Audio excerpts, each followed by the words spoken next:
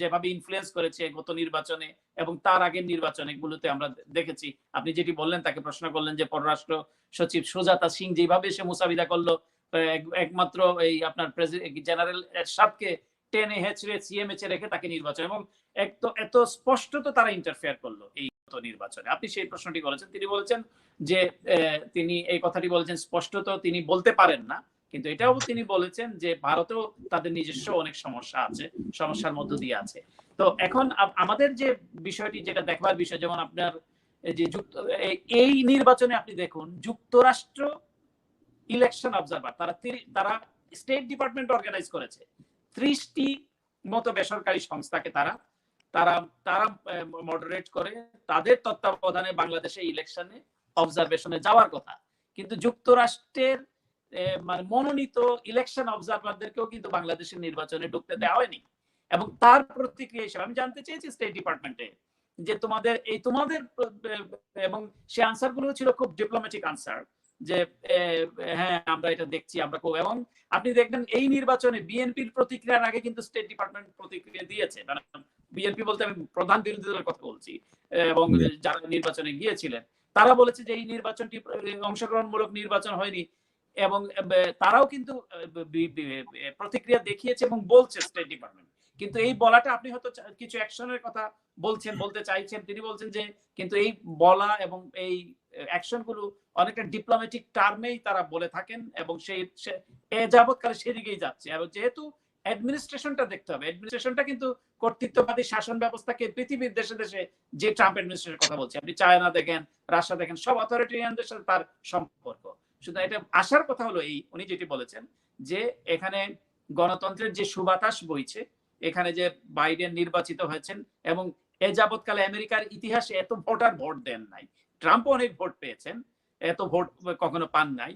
তো এই যে একটা অ্যাম্বিশন নিয়ে যে তিনি আসছেন, তিনি অবশ্যই নজর দিবেন এই গণতন্ত্রের দিকে, এবং এই যে কর্তৃত্ববাদগুলির যাতে অপশাসনগুলোর থেকে যাতে মানুষের মুক্তি আসে, এই মানুষের মুক্তিটাকে প্রায়োরিটি দিবে বাইডেন অ্যাডমিনিস্ট্রেশন। এটা তিনি যেমন হোপ করছেন, আমরাও হোপ করছি। জি, আমরাও হোপ করছি, দেখা যাক কি হয়। জনমস্তিক আমরা আর একটা প্রশ্ন আছে নিয়ে নিই। Ambassador Milam, in last October 27th, Foreign Relation Committee's bipartisan letter called for sanction on Bangladesh for extrajudicial killing and enforced disappearances. So, what do you think? What will be the next? What is your observation? Well, you know, I do know of the letter, yeah, and I know I know that there is interest in, particularly in the Democratic Party members of the House and the Senate, some of the Senate, at least, that about Bangladesh's, descent into authoritarianism, and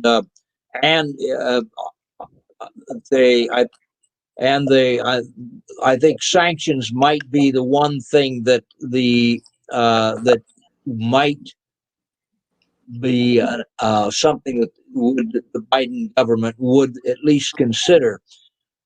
I'm not a big fan of sanctions because they usually are too broad and too how shall I say it? They take in too much, and they oftentimes hurt people who are innocent, and so you have to be very, very precise, very like a surgeon with a scalpel. You have to know exactly where to cut. That's not easy. It wouldn't be easy in Bangladesh. But if I were going to lead a group or a movement that was to try to get Congress to put on sanctions, I would try to make them individual sanctions on the person is responsible for some of the bad deeds, all of the bad deeds, whatever. The question is, how effective do you think sanctions would be? And you're much in a much better position than I am to know that. But President Biden and his team will ask, how effective is this going to be? Because we don't just do sanctions because to make us feel good.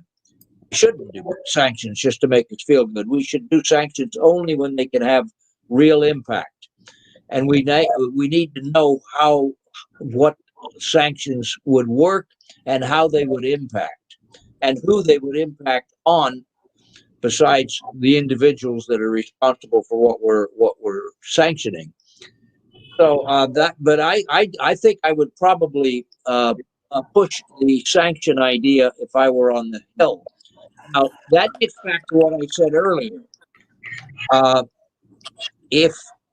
Unless the Democrats win both of the elections in Georgia, they will not control the Senate.